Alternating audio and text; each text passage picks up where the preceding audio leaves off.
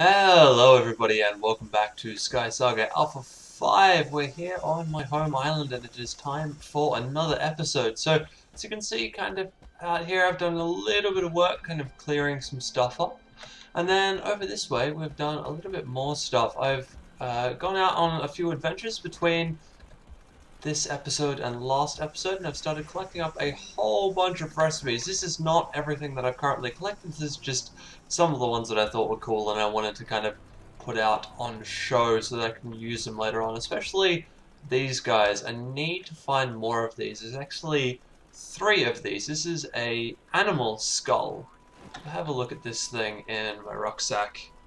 These things are really cool. Ancient Skull, there's A, B, and C of these, and each one of them is a different dinosaur, and I definitely want to get hold of all of those, and this fennec fox is going crazy. That's kind of funny.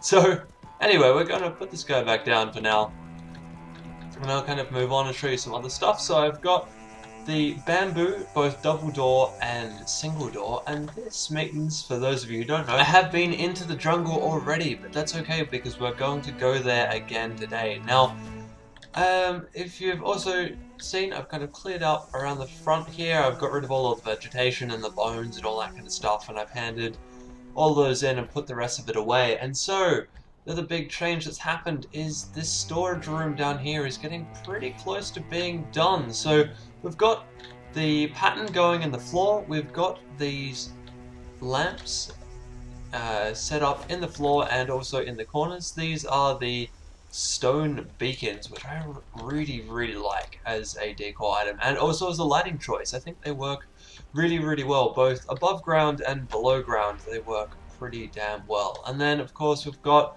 furnaces in the ground here, our entire wall of chests set up and ready to go, and then I've only really got the one workbench and anvil set up for right now. We are gonna kind of change this up a little bit and put some more stuff in along here because it is going to need it. And then out the back here we've got one chest full of all of my keystone resources and then my keystone oven. So as I said, we've got plenty of jungle stuff, so we're actually probably going to go in to a jungle pretty soon into this episode. We're going to head into one of my favorite builds in the jungle, which is the Sunken Temple. Now this is a really awesome keystone, so we'll get to that in a little bit. But one thing I do want to say is that if you guys watch my tutorials, you see that I was doing a tutorial this week on collecting knots. Now, I was doing that so that we can collect enough to go and buy a couple of extra islands so that we can start building some of the awesome things that I want to build for this season. So I've got a couple of islands to my name already. So if we go to my islands, we can see not only got my home, but I've got an Arctic church and a jungle palace. Now, we're not going to have a look at the jungle palace today. We're actually going to be focusing on the Arctic church. Now, the reason why I've taken an Arctic biome for this one is that I really want to build a new Wastelands biome, and I really want that Wastelands biome to have brown stone in it and underneath my clay or gravel pad that I'm about to put down. So when we spawn in, I'll show you what this thing looks like. Here we are on the island. So this is the Arctic Church. So this is the church. This is the building that you'll get when you go in and buy a church. It's the same thing that you find in village crypt keystones. Basically anywhere that the village crypt will spawn. And then of course inside it doesn't actually have the same thing that the village crypt does. It just kind of stops at the back wall. It does, however, like all of these, come with a mailbox, a new airship, and then there was a chest up here that contained a race timer and things that you could set this place up to do a bit of a race through. So as cool as this place is, one of the things we need to do to this place is destroy that pretty soon. We've also got a few lamps and bits and pieces that we can collect up and keep hold of. So we're going to flatten this place down to, I think this level here is where we're going to go down to. We're going to build out a clay and gravel pad, I think, to start with, just the size of this island, and then we're going to build something quite special on here, hopefully. So we've got a lot of work to do around here, and hopefully this episode we can at least clear this island out a little bit and start work on the buildings that I want to do on this island. So I'm going to do a couple of kind of small wasteland biomes islands over the course of this series. Of course, we're going to have to jump up to our floating islands. We've got quite a few floating islands up here. We're going to have to terraform these as well, or completely remove them. But considering how many is up there and just how long that would take, it's probably going to be a lot better for us just to jump up there and terraform those, put some gravel and clay up on the top of those so that we don't get these white pads floating above the main island here. So anyway, I think right now what I'm going to do is I'm going to pull out some pickaxes and I'm going to start leveling this place down just kind of to this ground level here, and I'm going to start pulling out these trees and all that kind of stuff. And then I might even do a little bit of a time lapse when I hit the church and start pulling down this church as well.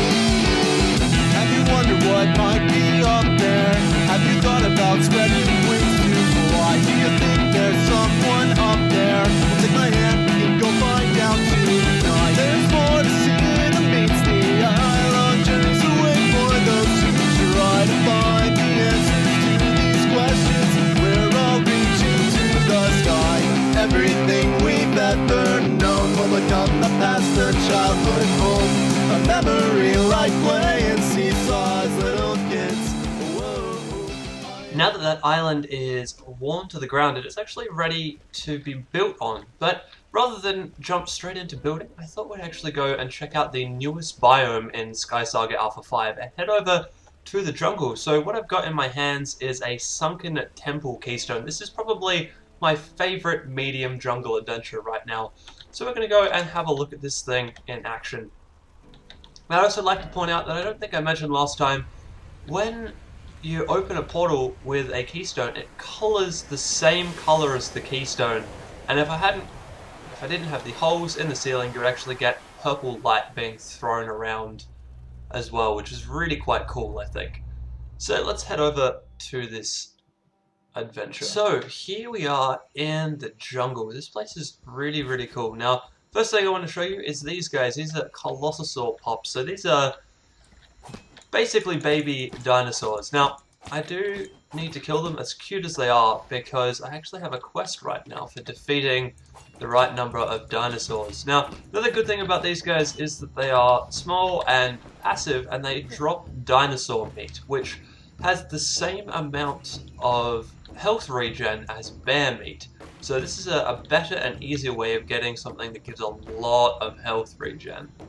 Now there's a couple of laggers and stuff down here, so I've just pulled my shield out, ready to go. Now this is one thing I did want to talk to you guys a little bit about, is if you don't have a shield yet and you're playing Alpha 5, you need to pick yourself up a shield.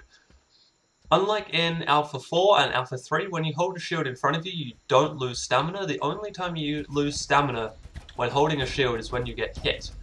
However, you can actually regen stamina while holding a shield up, and the bigger the shield, as you can see, the smaller the stamina damage taken. So with a metal shield like this, I'm not taking any stamina damage at all from this lagger, which is incredible. I've been using a wooden shield and I've only just repaired this thing up, ready for use here. And as you can see, it's holding its own really, really well. The only thing you need to be cautious of is not letting something get in behind you, because it only protects you from the front. So I'm going to kill this guy off, and we're going to go head over towards this building here and see how that goes. Okay, so this here is the ancient temple. Now the ancient temple looks pretty cool, and there's only really a few chests around the place in this one. So if you find this guy, there's only a couple. There's one over on the top, up the other side over there. So we're going to jump over there. I'm probably going to miss this. Oh, yep. No, I messed that up completely. We're back on the ground level. And I didn't take all that much fall damage, which is kind of cool. Now, the other thing I do want to point out about this place is one of the places that you can get some yellow stone from. Now, I'm not actually sure what this stuff is called. Let's take a quick look, shall we? This stuff is called amber stone. So if you want amber stone, you can come into the jungle, and it's the tertiary stone here in the jungle. So there's going to be lots of little bits and pieces made out of it, like cornices and all sorts of other bits and pieces. So you can come in here and break it out of stuff, and also you're going to be able to find it in places as well. So like this thing, you're actually going to be able to find it in buildings and stuff. So the other thing, jungles are really cool in the fact that gold is actually the primary metal in this place, which means that you don't find iron everywhere, you find gold. So if you need lots and lots of gold for anything in particular, come into the jungle, you get lots and lots of gold. Like, not even kidding, it is ridiculous. So here we go, this is a Colossosaur. This is the adult version of the pup we saw earlier. These things are really, really cool, and this one actually seems to be kind of tame. It's not attacking me despite being an enemy. So I think, yeah, I'm going to attack it anyway. Let's do this. As you can see, even if you don't have a full stamina bar, you can still do a fair amount of damage to these type of creatures, especially if you just keep moving like I'm doing here, because the attack is very directional, which means that if you keep moving, you'll be out of the road of that attack, which is quite helpful. However, it doesn't always work, as you can see. And we're almost through this guy, which is really cool. Oh, and he's attacking me again. But that's why we've got the shield. The shield is really good at sucking up all of the damage that's thrown at you. Well, pretty much all of it anyway. And there we go, dinosaur down. Perfect. Okay, so now we're going to actually move on. So we've found one secondary location in this place. Here is the primary location. You're probably not going to be able to see that too well on YouTube right now, but I will come back here during the daytime. But that there is the Sunken Temple, so we're going to go have a wander through that in a little bit, obviously, because that is the main adventure on this quest. So we're going to go check out some other bits and pieces around here. I'm going to go check out down this path. So here's the second landmark on this quest, and it looks like a herbalist hut. Let's go in here and check this out. So we've got one archer, and yeah, it's a herbalist shack. It didn't actually come up full screen, it did just only kind of pop up down the side there. Now, some of these have golden chests in them, but I don't think this one does. Let's take a look. Because they're usually in the drop-down section in the middle, but this one doesn't have that, and it doesn't look like there's anything hidden under the floorboards either, so there is really not much else going on here. This is just plain and simple a herbalist shack. But that's alright, these things happen pretty regularly in some cases. So, there we go, that is both of the side quests done, so it's actually time to move on and have a look at the Sunken Temple. Now, the Sunken Temple is kind of cool. It's a little bit maze-like, but it's not as bad as most people think it is. So as you can see, there's the part of the Sunken Temple. Now we can't go in here because there's no entrance in this side, but we can head around this way. And as you can see, there's actually entrances in there. So you need to swim into this one, and then there's actually going to be quite a bit of swimming happening after we get in there as well. So let's go take a look inside this guy. Obviously, going in underwater can kind of obscure your vision a little bit. You've also got a breathing bar, as you do with kind of most games like this. So here we go. This is the entrance to this thing. Go underwater and have a bit of a look around the place. I think this place is really quite cool. Have a look around. This is amazing. It's quite a nice, unique build. It would actually be interesting to see this build up out of the water and what it would look like if it wasn't so sunken, basically. So if we go in here, this is the actual adventure itself. Now, knowing my luck, because I'm recording this for you, we're probably going to end up with a very, very short temple. But we'll see, I guess. So the cool thing about these temples is that they have a lot of candles in them, and the candles are color-coded. So the blue ones mean you're heading in the right direction, so if we go this way, you can see there's blue that way, which means that is actually the right direction. Now, the red ones and the deeply lit red rooms are places where you can get chests, and usually lots and lots of chests. So let's head over here and go and see how many chests we've got in this place. So we've just got the one in this adventure, unfortunately, in this side room, unfortunately, but sometimes you will find 2 or 3 in here. So it's worth going in here, even though this isn't the right way to go. Just gonna kill these guys off, and then check this chest out. So that's not too bad. I'm just gonna take everything out of there. Now the other thing I'd like to point out in here is this is where you get Venomite from. Venomite is the brand new kind of lime metal of the game. And you can get it by smashing out some of the pots, the ones that look like they have green metal in them, in through these adventures. So there's no more Venomite pots in here, but if we have a look out here, there's nothing, and then there's one in through here. In fact, there is a couple in this room. So let's see if we can find a Venomite plate. That would be really cool to do on camera, but it doesn't look like I'm going to, because I'm getting attacked by all sorts of things right now. Let's go fix that problem.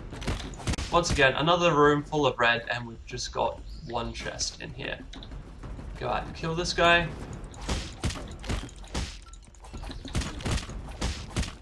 Cool, so this is, for the most part, how these things go. Red is for loot, and blue is for the path, and continuing on through the adventure. So, for now, I'm going to kind of clear this level out, because this level will be all pretty similar to all of this. And then I will show you when we get to the other interesting section of these. Okay, so we're actually very, very close to the end of this one level that we're on here. So this section over here is actually the downward slope into kind of the next part of this level. So hang on, I just need to kill this guy off. Like I said, we're at the end of this kind of run, and then what we've got over here is the downward track into the next section of the temple.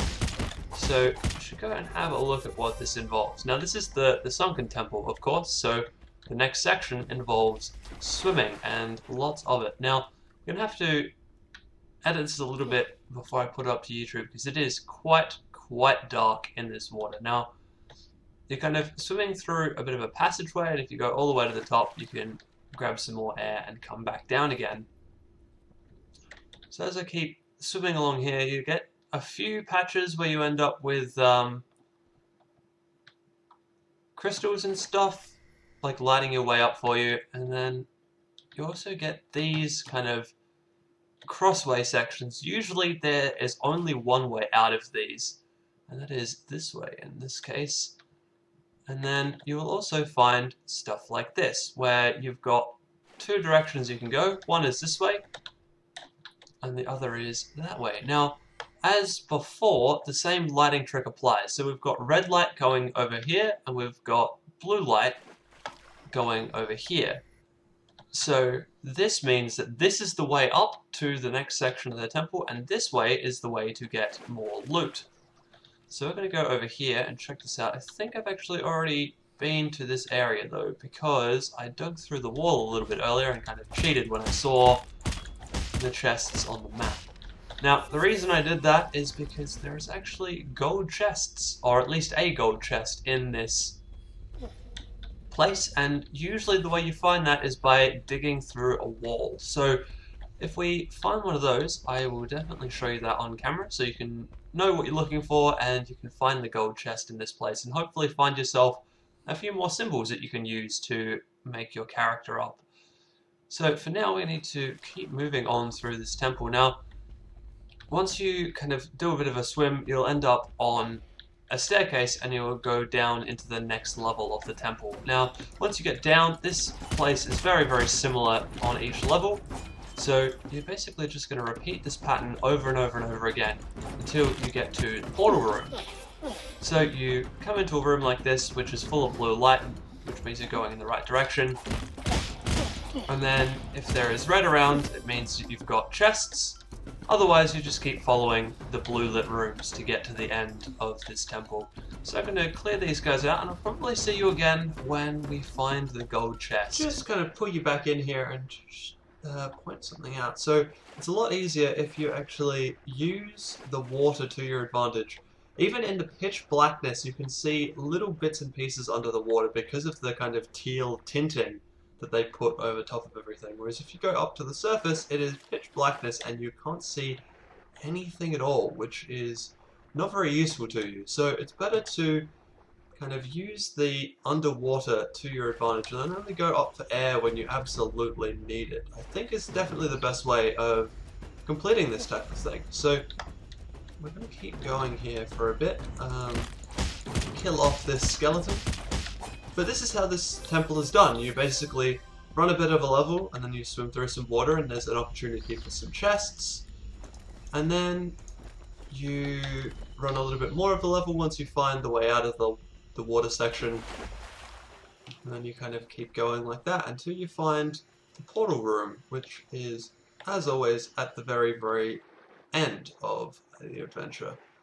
So I'm going to keep going. Like I said, it's very hard to see a lot of the time when you're swimming around, especially when they haven't really added any light sources to any of the areas. So let's take a look over this way. We've got red light. Yes, we've got red light. Perfect. So that is the chest way. This way is the way to continue.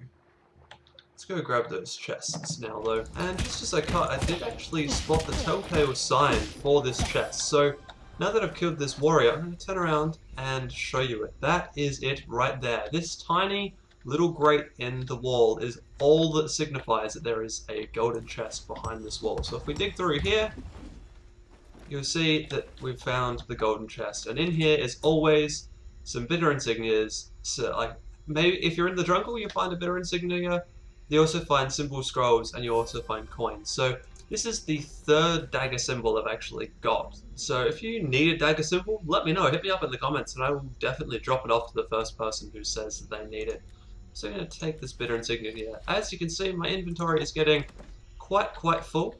But that's because I've been raiding lots and lots of chests. And not really looking at what I'm raiding, I'm just taking all for the most part. So now that we've found the golden chest, this adventure is very much a repetition of what we've been doing over and over again. It's walking through the level, swimming to the next part of the level, and continuing on like that. So I think it's time for me to make a bit of a cut here and we'll start again back at the portal room. So here we are at the end. Now this is actually quite a challenging one because there is a rawbone summoner right here at the end of this thing. So not only is this guy able to summon lots and lots of rawbones down on top of you, but he also smacks you around with his staff, which does a lot of damage if you don't have a shield or anything ready to go. So this guy is going to hit me around a little bit, or at least try to, and then he's going to try and summon things in, and while he's doing that I can get in and attack him because he's got his hands busy. Now I'm actually going to try and run past here, not because I want to, but because it's going to be better to be in this room rather than fighting him in the tiny little corridor area out there. So I should have taken that time to eat something. But if I can move, I can avoid his attacks as much as possible. Which, while the shield is good, it's actually better to try and avoid attacks if you possibly can. So, I think, considering how low I am on health, we're going to run out of this room again, and we're going to try and heal up a little bit. Alright, here we go. Alright, so let's heal up a little bit while he's coming up the staircase, and try this again, shall we? Here we go.